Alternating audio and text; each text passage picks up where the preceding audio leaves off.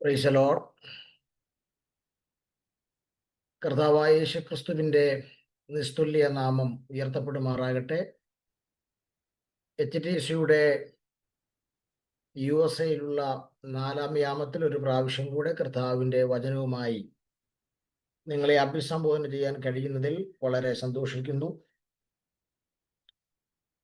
ഇന്ന് ഈ മീറ്റിംഗിൽ പങ്കെടുക്കുന്ന എല്ലാ പ്രിയപ്പെട്ടവർക്കും, പ്രത്യേകാൽ മീറ്റിംഗിന് നേതൃത്വം കൊടുക്കുന്ന കർത്തൃദാസന്മാർ എല്ലാവർക്കുമുള്ള ക്രിസ്തീയ വന്ദനത്തെ വിനീതമായി അറിയിക്കുന്നു. കർത്താവ് നമ്മെ എല്ലാവരെയും ധാരാളം സഹായിക്കുകയും ശക്തീകരിക്കുകയും ചെയ്യട്ടെ എന്ന് ആത്മാർത്ഥമായി പ്രാർത്ഥിക്കുന്നു. നമ്മൾ ഇന്ന് ദൈവവചനത്തിൽ നിന്ന് ധ്യാനിപ്പാൻ പോകുന്ന വിഷയം ദൈവ ശിക്ഷയുടെ ചില പ്രത്യേകതകളെ കുറിച്ചാണ് നമ്മൾ ചിന്തിക്കാൻ പോകുന്നത്. ദൈവ ശിക്ഷയുടെ ചില പ്രത്യേകതകൾ. സ്തോത്രം. കൂടാതെ ദൈവം അനുവദിക്കുകയാണെങ്കിൽ അതിനോട് ചേർന്ന് യെരുശലേമിന്റെ നാശത്തിന്റെ പ്രധാനപ്പെട്ട ചില കാരണങ്ങൾ കൂടെ ഓർമ്മപ്പെടുത്തണമെന്നാണ് ആഗ്രഹിക്കുന്നത്.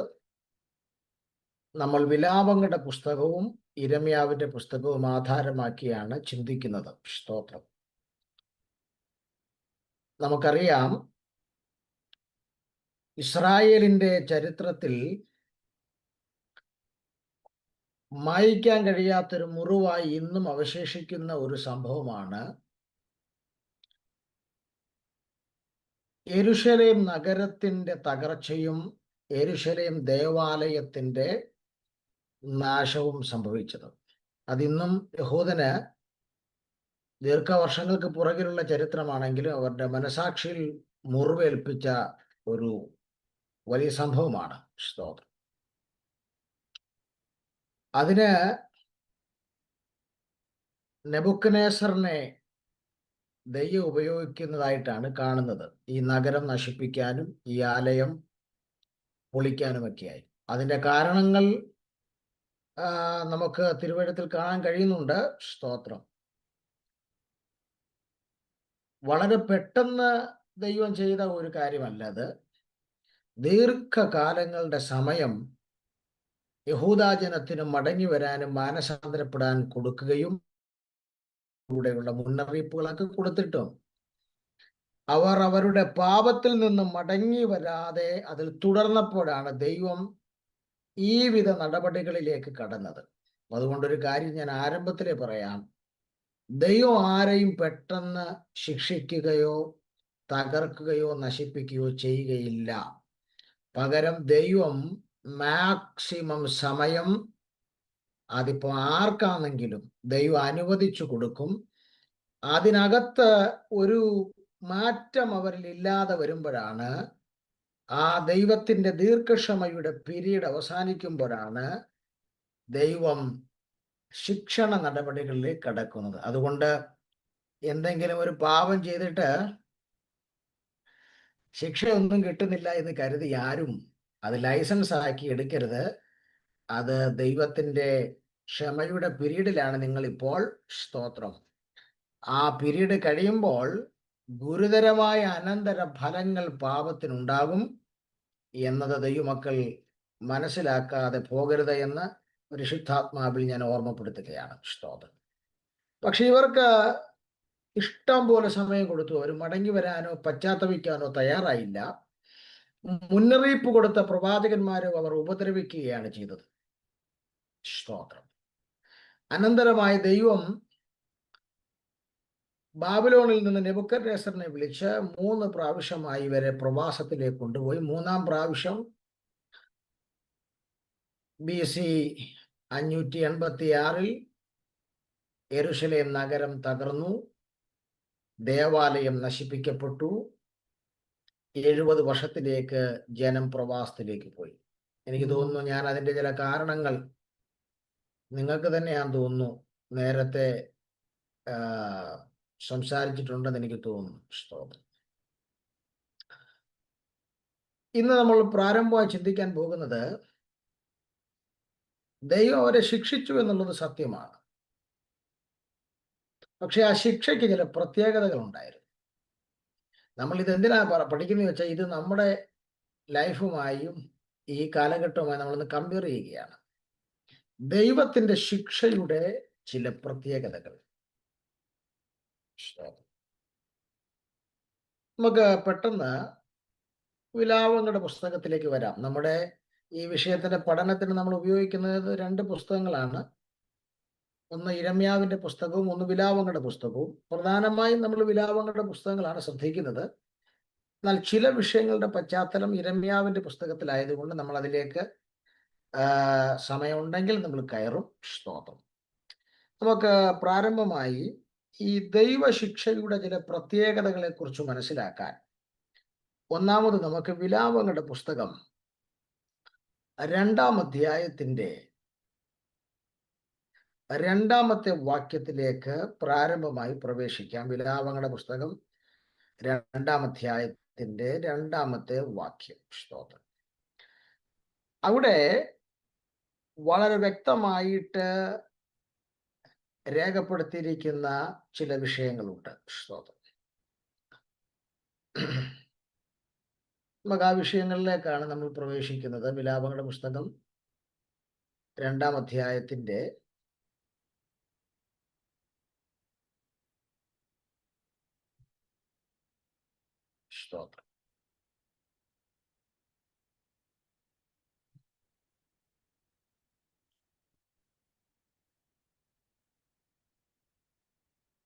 2-ാം അധ്യായമല്ല, 1-ാം അധ്യായം. 1-ാം അധ്യായം. അതിന്റെ 2-ാമത്തെ വാക്യം പ്രാരംഭമായി നോക്കാം.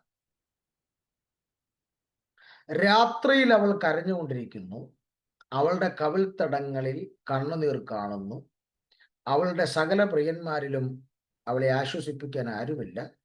അവളുടെ സ്നേഹിതന്മാരൊക്കെയും അവൾക്ക് ശത്രുക്കളായി ദ്രോഹം ചെയ്തിരിക്കുന്നു. ഇവിടെ ദൈവം യഹൂദാ ജനത്തെ, യെരൂശലേമിനെ ശിക്ഷിച്ചപ്പോൾ അവർക്ക് സംഭവിച്ചത് എന്താ? ആദ്യമായി സംഭവിച്ചത് അവർക്ക് കരച്ചിലുണ്ടായി, കണ്ണുനീരുണ്ടായി. സ്തോത്രം. അവർ കരഞ്ഞുകൊണ്ടിരുന്നു, അവളുടെ കവിൾത്തടങ്ങളിൽ കണ്ണുനീരുണ്ടായി. അപ്പോൾ അതിനോട് ചേർന്ന് നമുക്ക് 4-ാം വാക്യം കൂടെ നോക്കാം. 4-ാം വാക്യം. ഉത്സവത്തിന് ആരും വരായ്ക കൊണ്ട് സിയോണിലേക്കുള്ള വഴികൾ ദുഃഖിക്കുന്നു, അവളുടെ വാതിലുകളൊക്കെയും ശൂന്യമായി, പുരോഹിതന്മാർ നെടുവീർപ്പിടും. അപ്പോൾ ഒരു കാര്യം വളരെ വ്യക്തമായി. ദൈവത്തിന്റെ ശിക്ഷ ഇവരുടെ മേൽ വന്നപ്പോൾ ഒന്ന്, ഇവരുടെ ജീവിതം കണ്ണുനീരുകൊണ്ടും ദുഃഖം കൊണ്ടും നെടുവീർപ്പ് കൊണ്ടും ഇവരുടെ ജീവിതം നിറഞ്ഞു. ഈ 3 പദങ്ങൾ അവിടെ രേഖപ്പെടുത്തിയിട്ടുണ്ട്. സ്തോത്രം. വിലാപങ്ങൾ 1-ന്റെ 2-ലും 4-ലും ഈ 3 പദങ്ങൾ രേഖപ്പെടുത്തിയിട്ടുണ്ട്. 1 കണ്ണുനീർ, 2 ദുഃഖം, 3 നെടുവീർപ്പ്.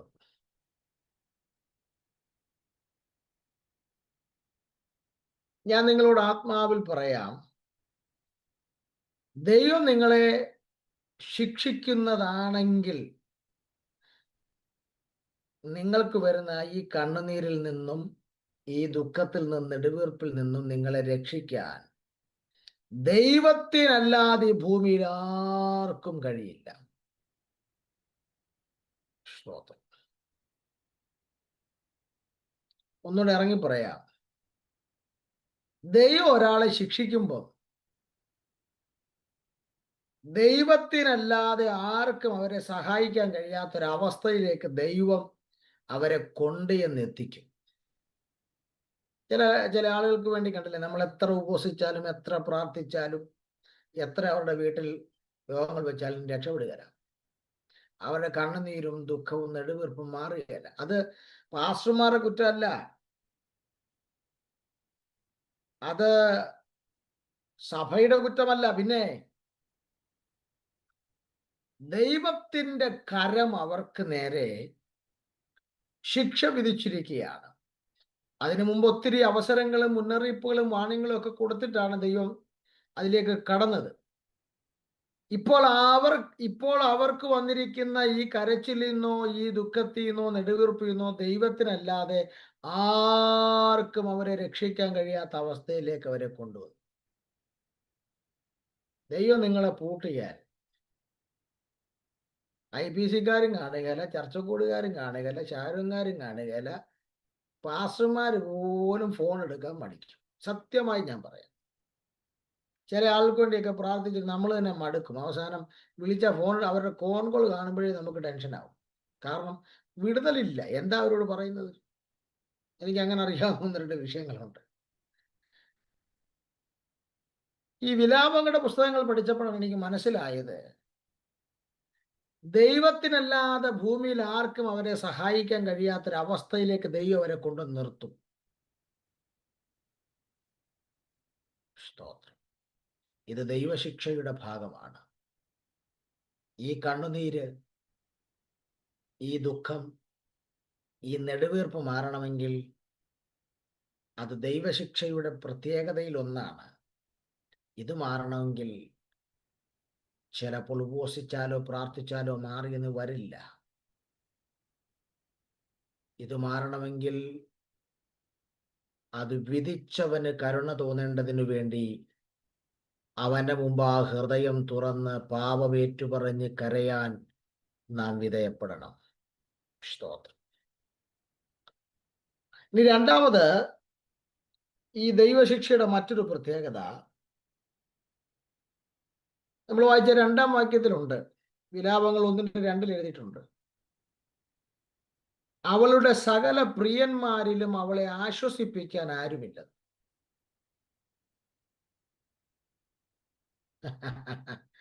ദൈവം നിന്നെ ശിക്ഷിക്കുകയാണെങ്കിൽ ആശ്വസിപ്പിക്കാൻ ലോകത്തിൽ ആരും നിനക്ക് കാണുകയില്ല. ഈ ഒരു വിഷയത്തിന് ഭയങ്കര ഇമ്പോർട്ടൻസ് ആണ്.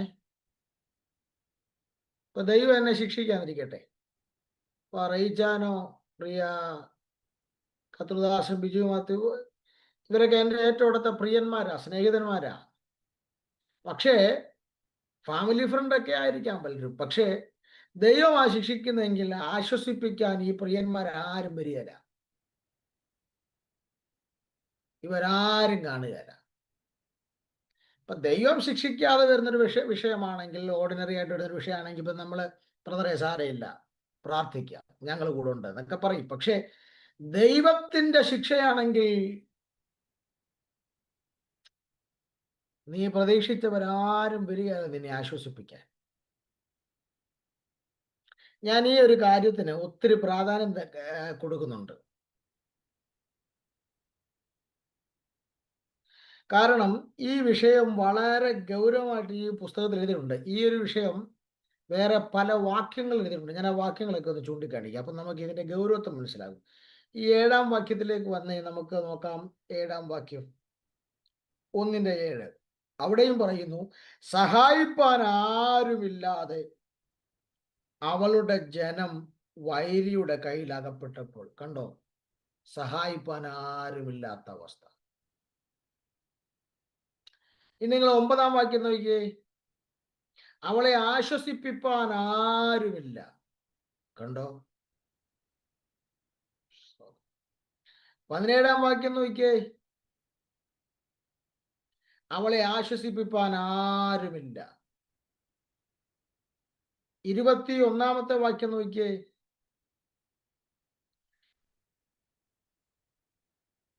എന്നെ ആശ്വസിപ്പിപ്പാൻ ആരുമില്ല.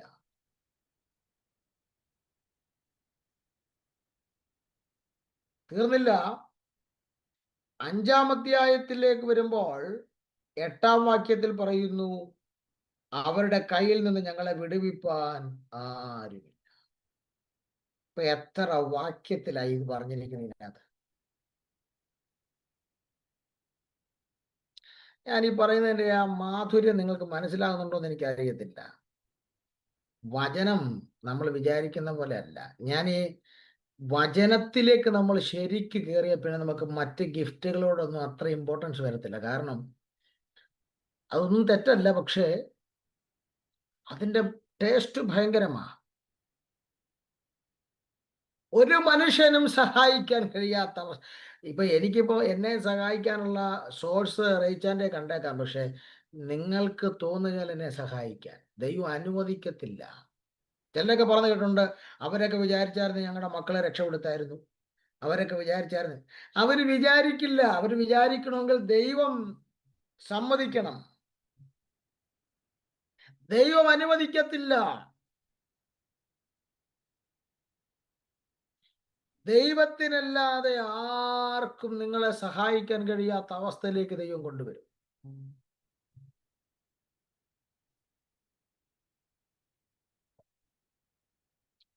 അപ്പൊ അതുകൊണ്ടാണ് ഞാൻ പറഞ്ഞത്, വേറെ ഒരു മനുഷ്യനും നിങ്ങളെ ഹെൽപ്പ് ചെയ്യാൻ കഴിയാത്ത അവസ്ഥയിലേക്ക് കൊണ്ടുവരും. ഇത് ദൈവശിക്ഷയുടെ പ്രത്യേകതയാ.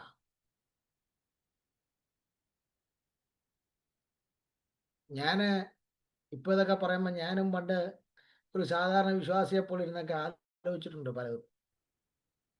ഏഹ് ഇന്നയാള് വിചാരിച്ചിരുന്നെങ്കിൽ എന്നൊക്കെ ഓർത്തിങ്ങനെ. പക്ഷേ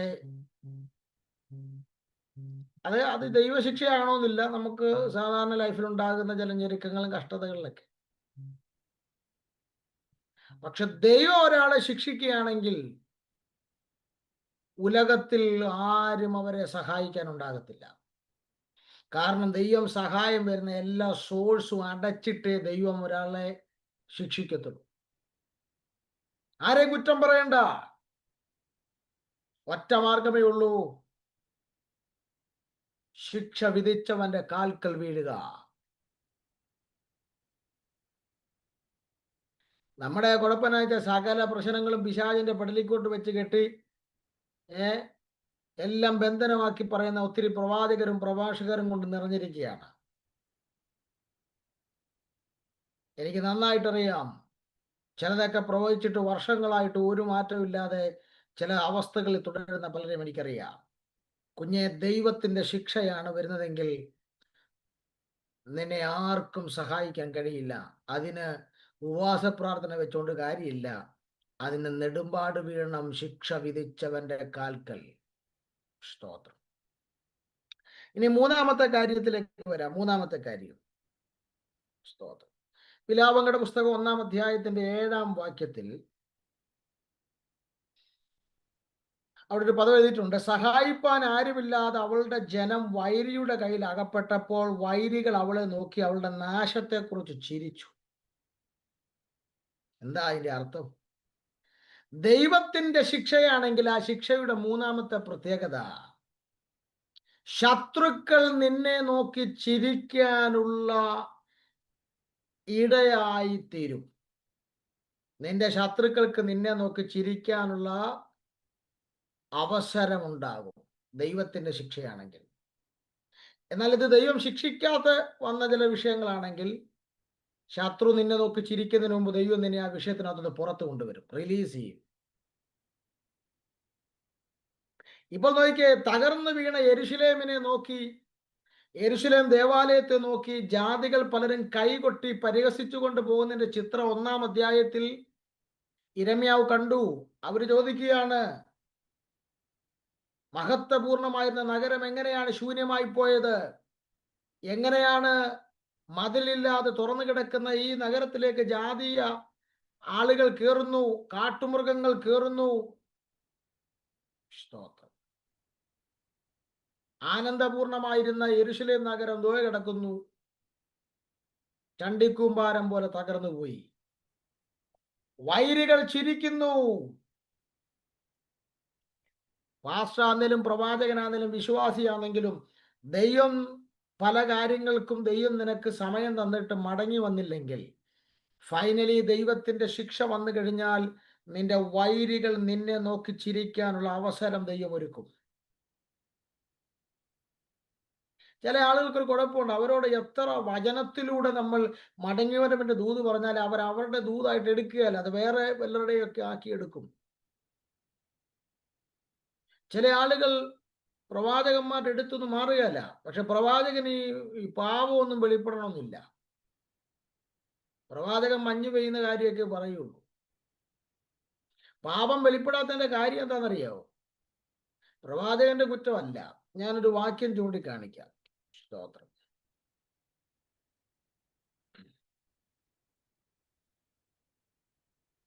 1 തിമോഥെയോസിന്റെ ലേഖനം 5-ാം അധ്യായത്തിന്റെ 24-ാം വാക്യം നോക്കിയേ. 1 തിമോഥെയോസ് 5-ാം അധ്യായത്തിന്റെ 24-ാമത്തെ വാക്യം.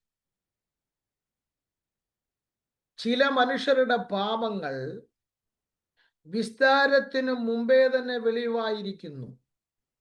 അടുത്ത പദം എന്താ? ചിലരുടെ പാപങ്ങളോ ക്രമേണയത്രേ. കണ്ടോ?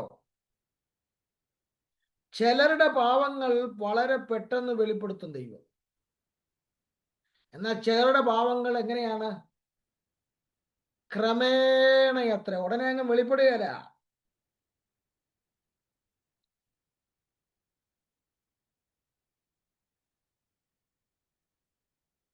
അതെന്നാന്നറിയാം. അതുകൊണ്ട് ചില ആളുകൾക്ക് പ്രവാചകന്മാരോടൊക്കെ പുച്ഛമാ, ഞാൻ ഇന്നത് ചെയ്തിട്ടാ ചിന്തിരുന്നത്, വെളിപ്പെട്ടില്ലല്ലോ.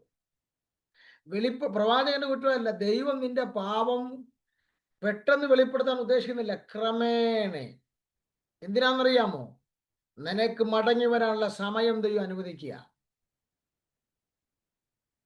അതല്ലേ എനിക്ക് തോന്നുന്നു തുയധൈര്യ സഭയോടാണെന്നാണ് എൻ്റെ ഒരു ഓർമ്മ. ദുർനടപ്പ് നടത്തിയ ഇസബേൽ എന്ന സ്ത്രീയെ കുറിച്ച് പറയുമ്പോൾ അവളുടെ ഒരു പരാമർശമുണ്ട്, ഞാൻ അവൾക്ക് മാനസാന്തരപ്പെടാൻ സമയം കൊടുത്തെന്ന്. കണ്ടോ? യെരുശലേമിനും യഹൂദാജനത്തിനും ലാസ്റ്റ് അവരോട് മുന്നറിയിപ്പ് പറഞ്ഞത് എനിക്ക് തോന്നുന്നു യിരെമ്യാവാന്ന് തോന്നുന്നു. ഒരു 40 വർഷത്തിന് മുമ്പ് ഇവര് പ്രവാസത്തിൽ പോകുന്നതിന്. പക്ഷെ എത്ര ദൈവദാസന്മാരെ അയച്ചാന്നറിയാമോ? എന്താ പ്രശ്നമെന്നറിയാമോ? 2 തരം പ്രവാചകന്മാരുടെ ഇവരുടെ ഇടയിൽ ഉണ്ടായിരുന്നു. ഞാൻ ദൈവം അനുവദിക്കുകയാണെങ്കിൽ ഇന്നിനിപ്പോൾ എനിക്ക് തോന്നുന്നില്ല ആ വിഷയം സംസാരിക്കണം. അതിൽ ഒറിജിനൽ പ്രവാചകന്മാർ പറഞ്ഞ ദൂതിനേക്കാൾ കൂടുതൽ ഡ്യൂപ്ലിക്കേറ്റ് ആളുകൾ പറഞ്ഞ പ്രവാചകന്മാർ പറഞ്ഞ ദൂതിനാണ് അവിടെ വാല്യൂ കിട്ടിയത്. അതുകൊണ്ട് സംഭവിച്ചെന്താന്ന് ചോദിച്ചാൽ, ജനത്തിനിത് ദൈവം മടങ്ങി വരാൻ വേണ്ടി അവർക്ക് കൊടുത്തിരിക്കുന്ന സമയമാണെന്നോ ദൈവം സമയം അനുവദിച്ചിരിക്കുകയാണെന്നുള്ള ബോധ്യമില്ല.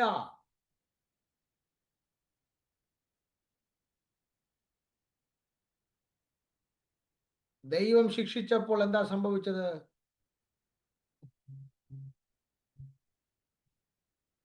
ദൈവം ശിക്ഷിച്ചപ്പോൾ എന്താ സംഭവിച്ചത്? ഒന്ന്, കണ്ണുനീരും നെടുവീർപ്പും ദുഃഖവും മാറാതെ അവരുടെ കൂടപ്പുറപ്പായി മാറി. കണ്ടോ? ദൈവം ശിക്ഷിച്ചപ്പോൾ എന്താ സംഭവിച്ചത്? ആശ്വസിപ്പിക്കാൻ ആരുമില്ലാത്ത അവസ്ഥ അവർക്കുണ്ടായി. ഭൂമിയിൽ ഒരു മനുഷ്യനും ആശ്വസിപ്പിക്കാൻ കഴിയാത്ത അവസ്ഥയിലേക്ക് ദൈവം കൊണ്ടെത്തിച്ചു. 3, ഇന്നലെ അവരെ കുറിച്ച് പ്രശംസ മാത്രം പറഞ്ഞ ശത്രുക്കൾ ഇപ്പോൾ അവരെ നോക്കി ചിരിക്കാനുള്ള അവസരം ദൈവം ഒരുക്കി കൊടുത്തു. ഇന്നത്തെ ഈ മെസ്സേജ് എടുത്ത് അയച്ചു കൊടുക്കാൻ പറ്റുന്നവർക്ക് കൊടുക്കുന്ന നന്നായിരിക്കും. സ്തോത്രം. 4-മത്തെ കാര്യം കൂടെ പറയാം. സ്തോത്രം. 1-ാം അധ്യായത്തിന്റെ 19-ാമത്തെ വാക്യത്തിലേക്ക് വരുമ്പോൾ, വിലാപങ്ങളുടെ പുസ്തകം 1-ാം അധ്യായത്തിന്റെ 19-ാമത്തെ വാക്യത്തിലേക്ക് വരുമ്പോൾ അവിടെ ഒരു പ്രയോഗമുണ്ട്. സ്തോത്രം. അടുത്ത പ്രയോഗം ഇങ്ങനെയാണ്, ഞാൻ എൻ്റെ പ്രിയന്മാരെ വിളിച്ചു, അവരോ എന്നെ ചതിച്ചു. സാധാരണപ്പെട്ടവരല്ല ചതിച്ചത്, പ്രിയന്മാർ. എന്ന് പറഞ്ഞാൽ ദൈവശിക്ഷയുടെ 4-മത്തെ പ്രത്യേകത, നീ ആശ്രയിച്ചിരുന്നവരെല്ലാം നിന്നെ ചതിക്കും. അവരെല്ലാം കാലുമാറും. നിനക്ക് ആരൊക്കെ പ്രിയരായിരുന്നോ, ഭർത്താവ് നിനക്ക് പ്രിയനാണോ, ഭാര്യ നിനക്ക് പ്രിയനാണോ, സഭയിലെ പാസ്റ്ററാണോ, ഫാമിലി ഫ്രണ്ട്സ് ആണോ, ഓഫീസാണോ, ദൈവം ശിക്ഷിക്കുകയാണെങ്കിൽ ആ ശിക്ഷയുടെ ഭാഗമാണ്, നീ ആശ്രയിച്ചിരുന്നവരെല്ലാം നിന്നെ ചതിക്കും. സ്തോത്രം.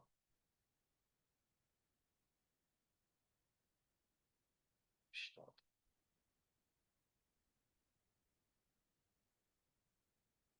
4-ാം അധ്യായത്തിന്റെ 17-ാം വാക്യത്തിലേക്ക് വന്ന ഈ വിഷയവുമായി ബന്ധപ്പെട്ടൊരു പ്രയോഗമുണ്ട്. 4-ാം അധ്യായത്തിന്റെ 17-ാമത്തെ വാക്യം. വ്യർത്ഥ സഹായത്തിനായി നോക്കി ഞങ്ങളുടെ കണ്ണ് ഇപ്പോഴും മങ്ങുന്നു. രക്ഷിപ്പാൻ കഴിയാത്ത ജാതിക്കായി ഞങ്ങൾ ഞങ്ങളുടെ കാവൽ മാളികയിൽ കാത്തിരിക്കുന്നു. വ്യർത്ഥ സഹായത്തിനായി നോക്കിയെന്ന് ഇവരെ ആശ്രയിക്കാൻ വേണ്ടി ചിലരെ നോക്കി. ഇവിടെ ആരെക്കുറിച്ചായി പറയുന്നതെന്ന് അറിയാമോ? വ്യർത്ഥ സഹായത്തിനായി ഞങ്ങൾ നോക്കിയെന്ന്. രക്ഷിപ്പാൻ കഴിയാത്ത ജാതിക്കായി ഞങ്ങൾ ഞങ്ങളുടെ കാവൽ മാളികകളിൽ കാത്തിരുന്നു. ഇത് ആരെക്കുറിച്ചാണ് പറയുന്നത്? ഇത് ഈജിപ്തിനെ കുറിച്ചാണ് പറയുന്നത്, മിസ്രൈമിനെ കുറിച്ചാണ് പറയുന്നത്.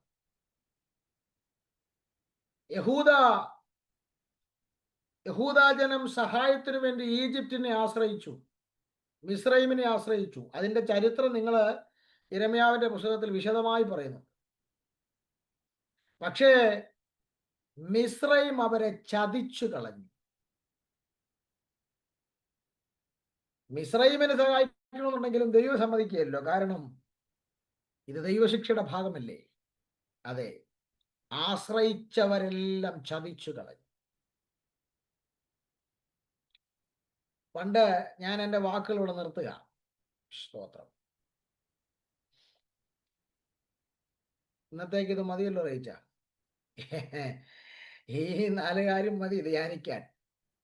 ചിന്തിക്കുന്നവർക്ക് നിങ്ങൾക്ക് 1 മണിക്കൂറത്തെ പ്രസംഗമാക്കി വേണമെങ്കിൽ കൊണ്ട് ഉപയോഗിക്കാം. ഞാൻ പോയിന്റ് മാത്രമേ പറയുന്നുള്ളൂ. സ്തോത്രം. ഞാനിപ്പം വിലാപങ്ങളുടെ പുസ്തകം പഠിക്കുന്നത്. എന്നെ എടുത്ത് കൊടയുന്ന വിഷയമാണിത്. സ്തോത്രം.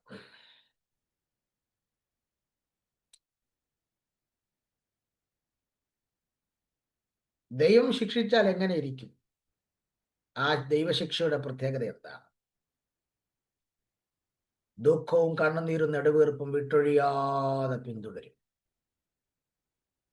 ഉപവാസം വെച്ചിട്ടും പ്രാർത്ഥന വെച്ചിട്ടൊന്നും മാറിയല്ല. അത് ദൈവത്തിന്റെ കാൽക്കൽ പണിഷ് ചെയ്തവന്റെ കാൽക്കൽ വീഴണം. ആശ്വസിപ്പിക്കാൻ കഴിയാത്ത രീതിയിൽ സഹായിപ്പാൻ ആരും ദൈവം അനുവദിക്കത്തില്ല. ആശ്വസിപ്പാനും സഹായിപ്പാനും ആരുമില്ലാത്ത അന്തരീക്ഷത്തിൽ കൊണ്ടുവരും. നിന്നെ നോക്കി ചിരിക്കാൻ ശത്രുക്കൾക്ക് ദൈവം അനുവാദം കൊടുക്കും, അവസരം ഉണ്ടാക്കി കൊടുക്കും. 4, ആശ്രയിച്ച പ്രിയരെല്ലാം ചതിക്കും. ഇത് പറഞ്ഞുകൊണ്ട് അവസാനിക്കുമ്പോൾ ഞാൻ ഒരു കൊട്ടേഷൻ കടമെടുത്തു പറഞ്ഞുകൊണ്ട് അവസാനിപ്പിക്കാം. ഒരു കൊട്ടേഷൻ എന്നല്ല, ഒരു സ്റ്റേറ്റ്മെന്റ്. പ്രസംഗങ്ങളുടെ പ്രഭു എന്നറിയപ്പെടുന്ന, അല്ലെങ്കിൽ പ്രസംഗികളുടെ പ്രഭു എന്നറിയപ്പെടുന്ന കർത്താവിൽ പ്രസിദ്ധനായ സ്പർജൻ പറഞ്ഞ ഒരു സ്റ്റേറ്റ്മെന്റ് ഉണ്ട്. ആ സ്റ്റേറ്റ്മെന്റ് ഇങ്ങനെയാണ്: വിജയകരമായി പാപം ചെയ്യാൻ ദൈവം തന്റെ മക്കളെ അനുവദിക്കുകയില്ല.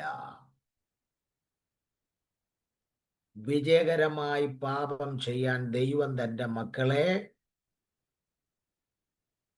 പിടിക്കും. ഇന്നല്ലെങ്കിൽ നാളെ പിടിക്കും. സ്തോത്രം. ഇന്ന് ഈ വാക്കുകൾ നമ്മുടെ ഹൃദയത്തിനകത്തോട്ട് കോരിയിട്ടിട്ട് വേണം ഇന്ന് നിങ്ങളുടെ ജീവിതം ആരംഭിക്കാൻ. നിങ്ങൾ കാറിൽ പോകുമ്പോൾ, നിങ്ങൾ പേഴ്സണലി ആരും കാണാതെ നിങ്ങൾ ഒറ്റയ്ക്ക് ഇരിക്കുന്ന സമയത്ത്, നിങ്ങളുടെ ഫോണിലാകട്ടെ, നിങ്ങളുടെ ചിന്തയിലാകട്ടെ, ഇതെപ്പോഴും ഉണ്ടാകണം. വിജയകരമായി പാപം ചെയ്യാൻ ദൈവം തൻ്റെ മക്കളെ അനുവദിക്കത്തില്ല. അതുകൊണ്ട് ദൈവം തരുന്ന സമയങ്ങൾ മടങ്ങി വരാനുള്ള ഓപ്പർച്യൂണിറ്റീസുകളായി കരുതി എവിടെയൊക്കെ നമ്മൾ മടങ്ങി വരണോ അവിടെയൊക്കെ മടങ്ങി വന്നാൽ ഈ ദൈവശിക്ഷയിൽ നമുക്ക് ഒഴിവാകാം. അതിനായി കർത്താവ് നമ്മളെ സഹായിക്കട്ടെ. പ്രാർത്ഥനയ്ക്കായി തലകൾ വണക്കി കണ്ണുകൾ അടയ്ക്കാം, പ്രാർത്ഥിക്കാം. കർത്താവിൻ്റെ ദാസന്മാർ പ്രാർത്ഥിച്ച് വൈൻഡപ്പ് ചെയ്യും. Thank you. God bless you.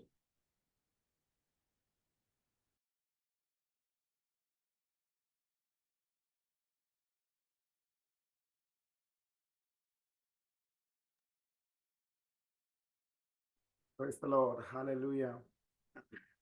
വളരെ ശക്തമായ ഒരു മെസ്സേജ് കേൾക്കുവാൻ കർത്താവ് നമ്മളെ സഹായിച്ചുവല്ലോ. ദൈവത്തിന്റെ ശിക്ഷയുടെ പ്രത്യേകതകൾ എന്തെല്ലാമാണ്? ദൈവം ശിക്ഷിച്ചാൽ എങ്ങനെയിരിക്കും എന്ന് കേൾക്കുവാൻ, ഹല്ലേലൂയ, വളരെ ആഴമായി ചിന്തിക്കുവാൻ കർത്താവ് നമ്മളെ സഹായിച്ചു. ആമേൻ. Praise the lord. ഹല്ലേലൂയ. ഇത് നാം കേൾക്കുമ്പോൾ ഹല്ലേലൂയ നമ്മുടെ മനസ്സിൽ പല വിഷയങ്ങൾ കടന്നു പോകുന്നുണ്ടാകാം. പലരെ കുറിച്ച് നമുക്ക് ചിന്തകൾ വരുന്നുണ്ടാകാം. ആമേൻ, സ്തോത്രം, ഹല്ലേലൂയ. എന്നാൽ ഹല്ലേലൂയ, ശിക്ഷയിൽ അകപ്പെടാതെ, ദൈവത്തിന്റെ ശിക്ഷയിൽ അകപ്പെടാതെ, ആമേൻ, ആമേൻ, സ്തോത്രം, ഹല്ലേലൂയ, വിശുദ്ധമായി വിശുദ്ധിയോടെ കർത്താവിന്റെ സന്നിധിയിൽ നിൽപ്പാൻ കർത്താവ് നമ്മളെ സഹായിക്കട്ടെ. ആമേൻ, നമ്മളെ അനുഗ്രഹിക്കുമാറാകട്ടെ. Amen, amen, stotram, hallelujah. If there is anything that we are experiencing and we are going through, hallelujah, amen, amen, praise the Lord. Do not be reluctant and hesitant to cry out to Lord, hallelujah. ദൈവത്തിന്റെ സന്നിധിയിൽ hallelujah നിലവിളിക്കുവാൻ, പ്രാർത്ഥിക്കുവാൻ നാം ഒരിക്കലും മടി